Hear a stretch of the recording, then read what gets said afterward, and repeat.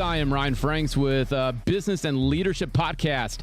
Hey, you know what? It has been a wild week, but it's been a beautiful week nevertheless. Giving a shout out to Meade County Christian School, who's changing the lives of kids left and right.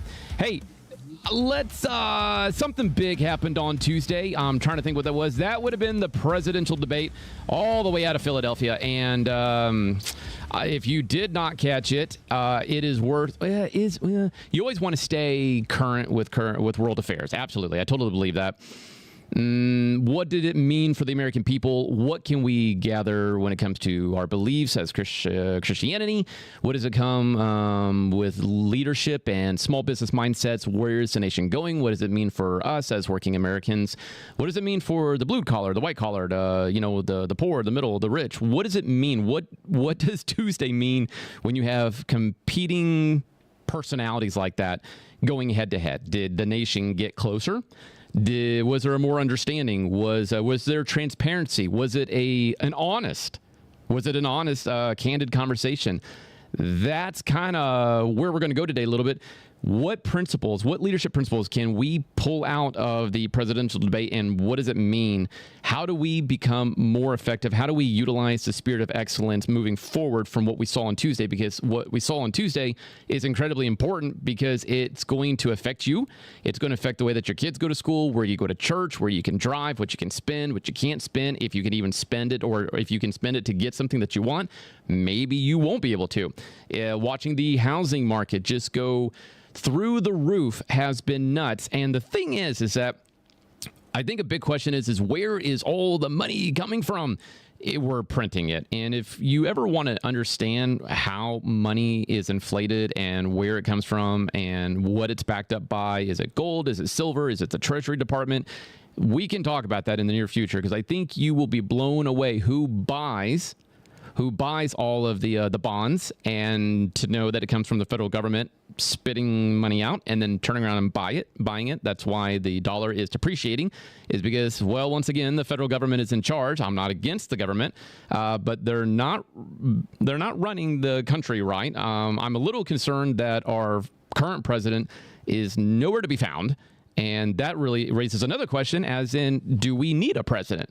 If we can have an entire country for 3 years with no true leader, then oh my gosh, I don't even know where to go in with that. Do we need a president? What does that mean? What have we been doing? Has that been a deep state? Has that been a shadow government who's been calling? Are they simply placing people in the position to just be the poster child and something? These are things that you would want to know come November. And what party is standing for that? Now, whether you're Republican or Democrat, we're going to get to some leadership, biblical principles. If you are joining me for the first time, you're going to know that I love Jesus very much with all my heart, right? So, that's my whole purpose in life, is to have a relationship with him. So when we talk about things, you're going to say, well, where is he getting that from? It's going to be from the Bible, okay? One person asked me, because several people asked me throughout the week, what did you think of the presidential debate? And I said, you know what, as much as I can muster up positivity or constructive criticism, right, which is totally allowed in leadership development, it was godless. And that's a problem for believers, right? When I think about the presidential debate, I was thinking about commit everything you do to the Lord. You should trust him. It just says actually trust him with a capital T, and he will help you. I do not speak for any political party or the White House or really almost anybody for that much these days, but I can tell you that America needs help. And if we need help, we need to go to where help comes from. I was also reminded out of James 5:13 that are any of you suffering hardships? Absolutely. Yeah, hardships are different from the person next to you. We should define what that is in a later podcast. But regardless of the hardship that you're enduring, it says here that you should pray. I don't remember opening up the presidential debate with prayer or closing with prayer. I don't remember prayer being spoken about, which is something I think people need to voice their opinion about. Are any of you happy? ? You should sing praises. Kind of. I'm going to sing in the good and the bad and the very ugly times, because we're going to expect Jesus, who there is no cure for political power and party and stuff. Only Jesus, who sits on the throne, can fix and heal our country. Do I think it's our obligation as Americans to go out and vote in November? Yes. And if we truly feel like, or if I feel like this is a godless debate, then I'm definitely going to get out in November and I'm going to vote because I want things that represent Jesus and his kingdom.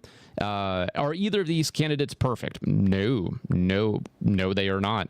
But with that said, though, this is something that I began to take away, that I can tell one person was saying one message and another person didn't have really a message to say, so they were saying something else. This November, we have, and this is good for small businesses, this is good for churches, this is good for big firms, little firms. You always need to act accordingly and move forward with leadership based on the policies you have developed and the plan you're going to execute. I walked away Tuesday night thinking one was very charismatic, spoke to the congregation, all millions of Americans. One spoke to the Americans and said, this is what we're going to do. And it's a lot of hopes. It's a lot of dreams. And anybody can do that. Anybody can market well. That's why there's market agencies out there, right? That's their job. Their job is to share with you why you need something that they feel like you don't have. There's nothing wrong with that. We don't market the Bible, but I absolutely share with people all the time and teach them. I see where you're at. I believe I know exactly what you've called to do, not necessarily your skill or your passion, but to be a believer, a relationship with Jesus Christ. Let me share this with you. I do share with them that they are in need of something that they do not possess, but it's a little bit different here, and that's what they're doing. They're saying, hey, listen, there's really not a record. We really haven't done anything, but this is where we're going to go. We're going to make everything perfect. It's going to be awesome. And I think you know by now that politicians will say whatever they need to say to get into the position, and then we really see what they're made of. I think that's been happening for as time can tell. And sure enough, we have history from both. Both have been at the White House. One was a president, one is a VP. There should be something to show for. And one was simply saying, well, I'm not going to tell you all the plan, but I don't really know what all the plan is. Well, that's because we've seen the plan before, and it worked for America. It did. Not everybody maybe enjoyed it, but it did work. And the other one's just saying, hey, listen, as respectful as I can be, it was just rainbows and unicorns. It was rainbows and unicorns. But as a small business owner, large business owner, you are going to be dictated by your policies and the work that you've done, right? That is important. Come this November is that you continue to vote for policies over charisma. And that also goes in the local church. There are a lot of people, a lot of men and women out there that really can speak well. And that's great. There's nothing wrong with speaking professionally and doing it well. But when there's no principles behind it, when there's no teaching of it, when there's no leadership development, when there's no making that person more effective for the kingdom of God, just what they want to hear. Even Revelation talks about that there's going to be itching ears. People are going to walk away from the truth. They're going to walk away from wholesome churches. So they're going to go to these other places because they're going to feel better about themselves. They're going to allow to be walked out the front doors, and they're going to be able to live their lives. They're going to be able to have their cake. They're going to be able to eat it too. And then Jesus is going to come back and he's going to rapture people. And there's going to be some people that believe that they should be raptured, and they're not going to be. We've even been talking about that in our current Revelation series. The Church of Philadelphia is going to heaven. The Church of Laodicea is not going to be raptured. They'll have a chance to repent, but they're both people that believe Jesus, and one's going to get a real good reality check because they were more concerned about what they looked like and all the things that they had as opposed to preaching the truth. But we need to dig. We need to dig a little bit. So the question we should be asking ourselves, and if you are working for a leader or you are a leader, these are questions that you should be asking about your boss, or they're going to be asking about you. Do you know your leadership? Do you know, in like this November, do you know the candidate? Do you know what they believe? Do you know why they believe what they believe? Can you see what they have done? Everybody can talk a really good game, but is there any truth to it? I'm concerned that, again, that we clearly don't have a president who's running the country right now. That's concerning. As a small business owner, you need to make sure that you're in the seat leading from the front and also leading from behind. It doesn't always have to be you on the picture. It doesn't always have to be you on the poster, but you got to be in the trenches with them so that if you're going to ask something from your team or from your country, you can say, I've been there, I know that. And if you haven't, you've got to surround yourself with people that are way more highly effective than you, that can speak to the business, and they can say, no, that's a good idea, but it's not going to work because I've been there, right? So there's nothing wrong with building teams. I'm all a big believer about that. One thing that we can learn from the presidential debate on Tuesday night is I'm going to go ahead and say President Trump was baited aggressively. And he fell for the bait a lot, and it got him working in circles. And instead of being proactive and on the front, he was on his heels just a little bit, trying to explain all the things that weren't necessarily true. As a leader and a business leader, you have to be proactive with going forward, not sitting there and just trying to explain everything. If you've done something wrong, I'm not saying that any candidate for that matter has, even though it's, they both have. But if there's ever an accusation coming against you, or there's a question or it's constructive criticism, own it. Just say, you know what, that was exactly me. This is where I was in my life. I don't condone it. But I have made changes, and this is the changes that I've made, and this is why we're going forward, and I apologize. There's this idea out there that if you're in leadership or in your business, it's like you're not allowed to apologize. Simply just say, I'm sorry, I made a mistake. If I hurt you, please have my sincere, most genuine, you have my heartfelt apology, and if there's something I can do to make it right, I will do it. But on the big stage, we're not allowed to say that we're sorry, and I think that makes our heart hurts, and that is problematic. And it doesn't matter what he was baited on. There were three things that he was baited on, and one thing we don't want to lower our standards to is just kind of complaining and griping about the moderators maybe teaming up. I mean, it was a close thing. It was, the whole thing to begin with was just kind of going to be an interesting tale. And leaders must be consistent. Leaders must remain calm and consistent and speak to the business. I think what President Trump missed is that he allowed his attitude to get the best of him and do circles, even though what was being said wasn't maybe necessarily true. But we know that that's the history of political parties. They say things that aren't true so that you can get an emotional response so that they will put you on your heels, and then you'll look bad. That's called being gaslit, when you are the normal person and you're being made to feel like you're crazy. As a leader, you've got to be reading, investing in yourself, investing in your team, calm and collective. Go for the facts, go for the truth. And I think that was something that was just... There were a dozen things. I'm like, why are we not talking about things that need to be addressed in America? All we're doing right now is we're just throwing fiery darts at one another, hoping that one of them sticks and lights the other one on fire, and they'll just have a meltdown on public television, nationwide. We needed to address it. I'm very concerned about how political debates are done, because the last several terms we're just yelling at each other. And nobody should go to the polls in November and vote emotionally. You need to know the policies. What do they stand for? Because they're going to try to change them. And if you don't know that they're going to hurt you, then they are. And like a great example that I want to share is Kamala Harris said, we're going to do $50,000 or $25,000 for a new house beginning project. If you don't know already, that already exists. You can get money. The Obama administration had done that before. We already get tax credit for our kids, so being told that we're going to get $6,000 per kid, that's assuming if we vote on the right for kids to be born. That was brought up briefly, but it wasn't truly addressed and transparent. Goodness sakes, we were not addressing what needed to be addressed. We didn't address transgender. We didn't mutilation. We didn't address the blue collar, the money, man, the inflation. Why is it inflated? And the one thing I just wanted to know was, and I believe Trump did a good job on his closing statements. They both did. They both rehearsed their closing statements, and they both nailed it. That was probably one of the best parts of Trump. That was probably one of the best parts of Harris.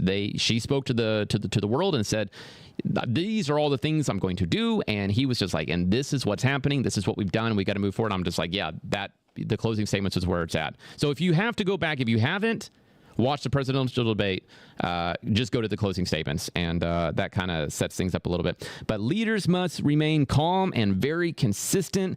One of the main things I really want to share on this is what happened Tuesday night was missed opportunities. As a leader, if you are so boggled down with what's right in front of you and you can't step back and see the bird's eye view, you're going to miss opportunities. If you're not administratively sound, you're going to miss opportunities, and you're going to make decisions based on emotions, and emotions are fleeting feelings that come and go. Sometimes they're good, sometimes they're bad. So if you're in a really rough spot, this too shall pass. If you're in a really bad or great, or the other one, it will pass. Feelings come and go. And so if you don't have that leadership structure, that foundation where you can rely on people and you can delegate things and you can hand things off, if you don't have that and you're doing everything yourself, that's fine. Every leader has to get going and build momentum. But once the momentum gets going, you got to keep the ball rolling. You got to start delegating and raising people. And remember, it would be better for you to have somebody on the bench getting trained who's going to do something you do excellent. They're going to do it good. It's better for them to do it good and be constructive criticized and, invested in than for you to do everything that's excellent. And that's a really hard thing. You know what one of the hardest things for leaders is to let go. I will be the first one to tell you letting go, because it's our baby. It's our baby. We don't want this thing, but we have to let it go to a certain extent. Otherwise, we're never going to grow. And that was the one thing that I did not feel confident about after leaving Tuesday.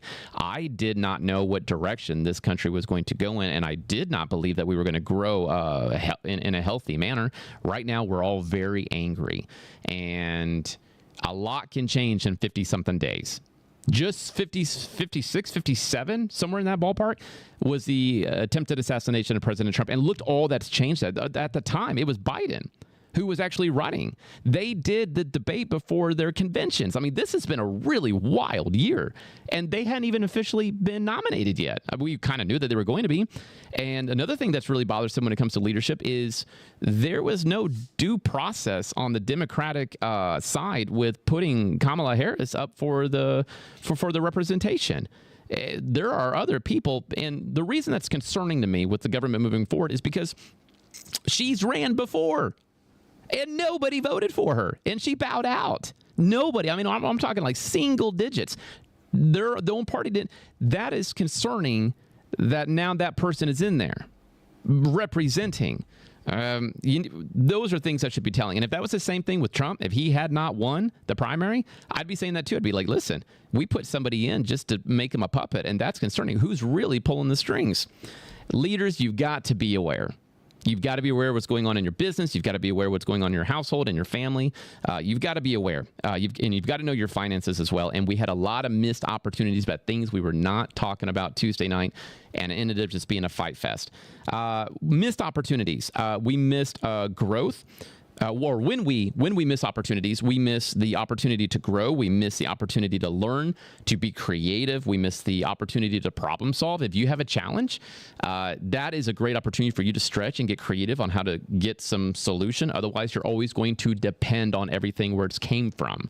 You're never going to have the perspective to look elsewhere for better results. You're going to think, oh, this might be the best, or at least this is working. I'll move over here. We need to solidify the process. Two things. Hear this, small business owners. If there's ever something wrong going on in your business, it's one of two things. It's either a process issue, or it's a personnel issue.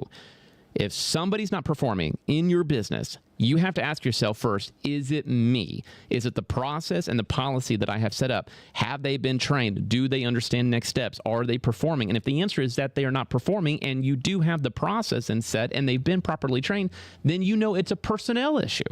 And that is really good. When you hold all the cards on how to make the best decision with the anointing, the Holy Spirit backing you up, and the Gospels telling you exactly which way you should be leading, then very rarely will you have any regret when making a decision, because you don't want to make a big decision if you don't have all the cards. And when you miss opportunities to develop and you don't understand the difference between process and personnel, that could get you. So, we're moving on. We're going to only take a couple of more minutes here.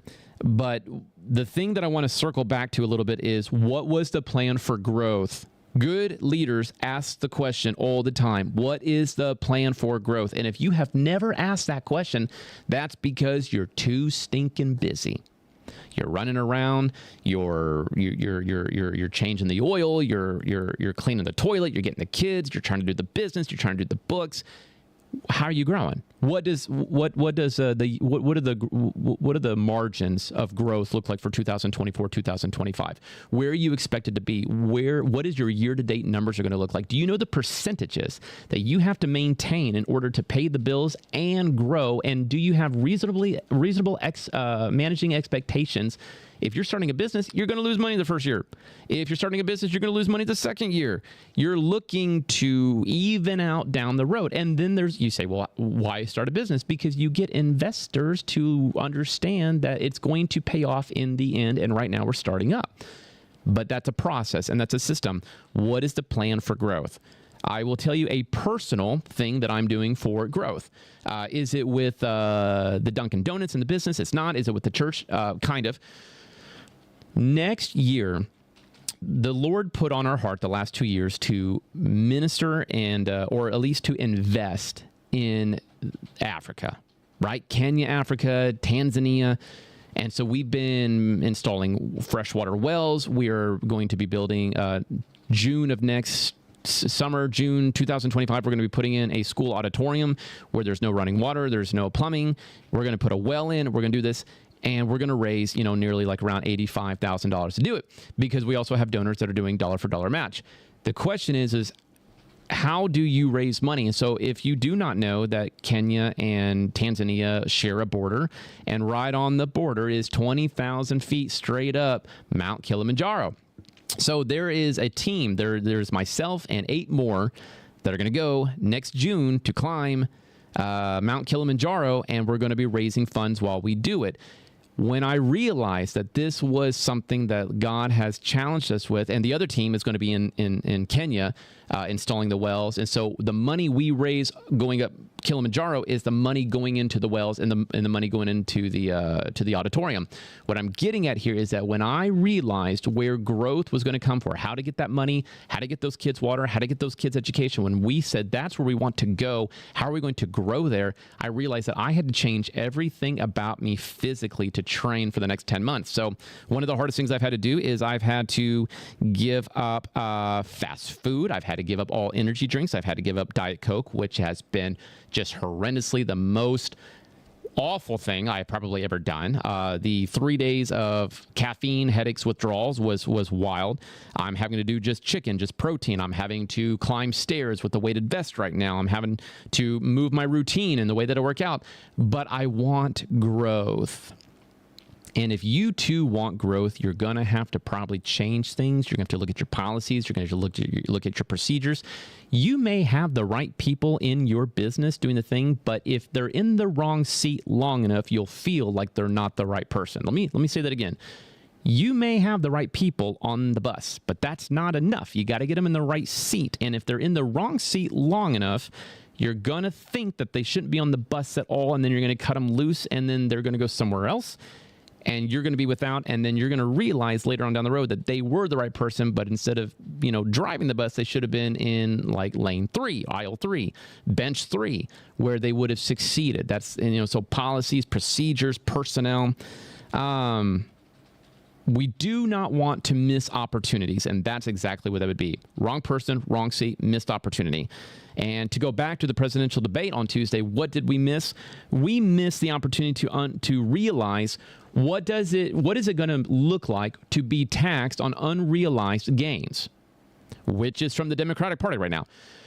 We're also going to be taxed on capital gains.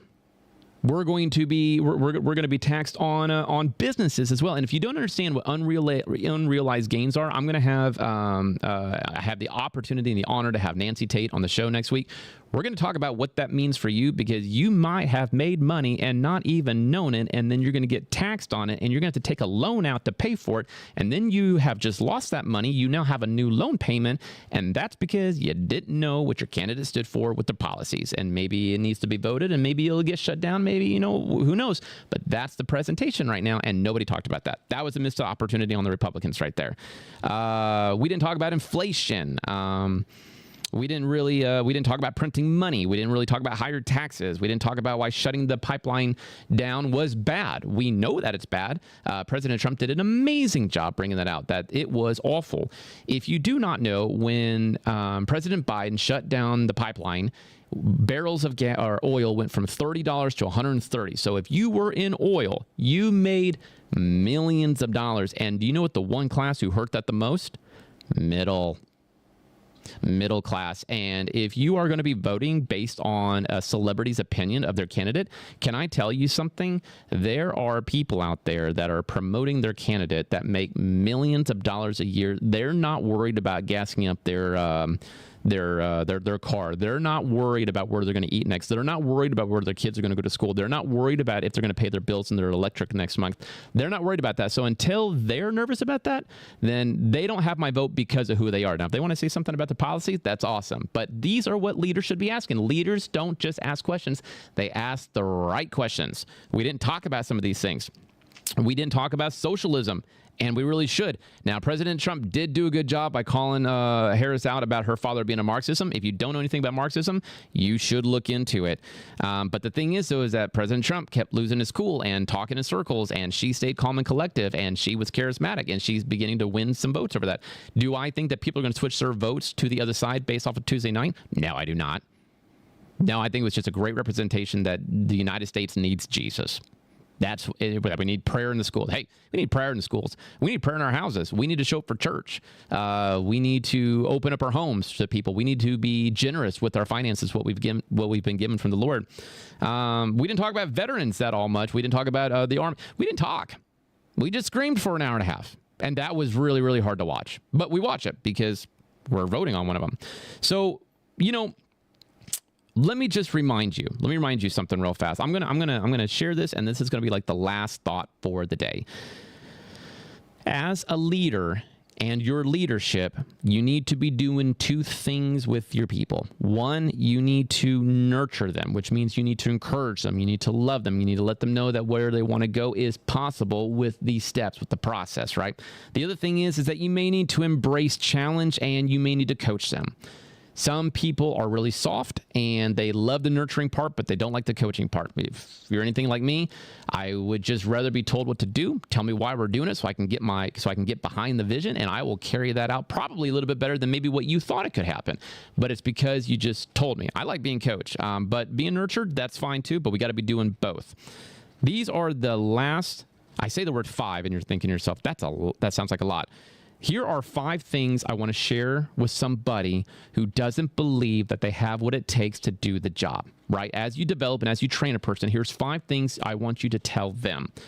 The first thing is, because they're going to give you excuses, they're going to think they're reasons why they can't get something done, or their calling in life, right? This is like big picture. You want to get them called. You want to show them what their calling is, tell them what their calling is, and why their calling is standing at their front door knocking. They're going to give you what they think is reasons. They're confusing with excuses, right? So we call it the A, B, C, D, and E. I know, right? We're going to stretch on just a couple of these, but bear with me because the concept is great. Activating the first time that person felt like what they want to do could not happen. You need to find out why your teammate doesn't feel like they can do what needs to be done, or their dreams or their calling in life. What was their first thought? When did they have a realization, an aha moment, a bad one, where they said, I can't do that. I can't do that. I'm never going to amount to that. Activate, right? The second thing is believe.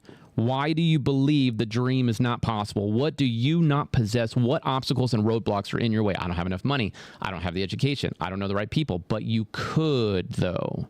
And you got to start somewhere. The second thing is consequences. Because you negatively feel about your career that you can have what you want, what are the consequences? Is that negativity now filtering into your relationship with your spouse?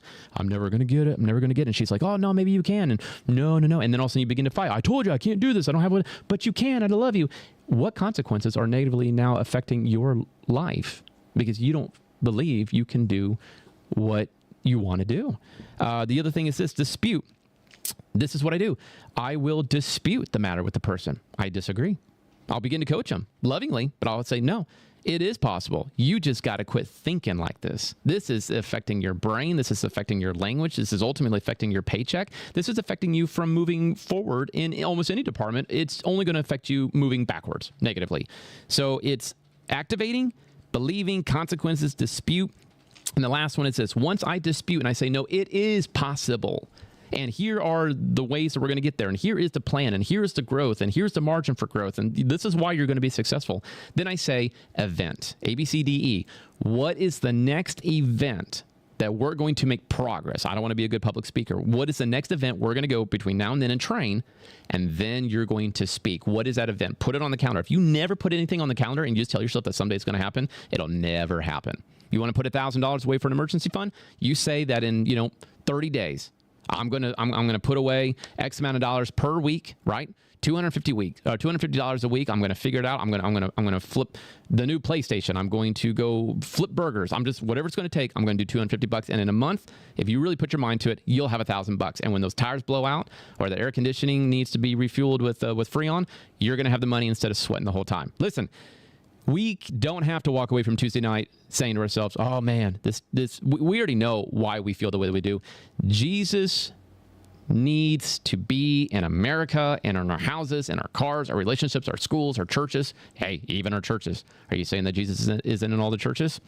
All I know is that some churches are raptured and some are not. And that's a really good place to start. You can look in Revelation 2 and 3 on that one because we're living in that church age right now.